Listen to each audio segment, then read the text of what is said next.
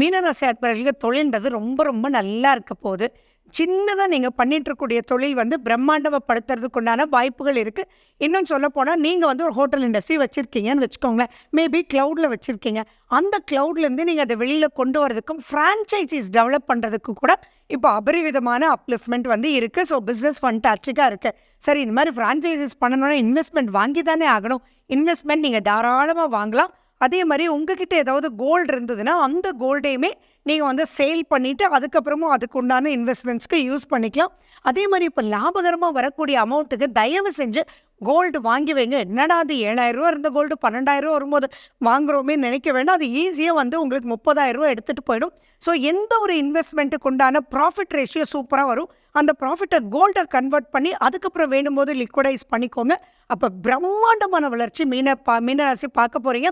சுய ஜாதகம் எவ்வளவு கடுமையா இருந்தாலும் அப்லிஃப்ட்மென்ட் உங்களுக்கு ஒண்ணு கம்மியா இருக்கும் அல்லது பெரிய லெவல்ல இருக்கும். ஸோ பயப்பட வேண்டிய அவசியங்கள் ஈவன் இன்வெஸ்ட்மென்ட்டுக்கு கிடையாது.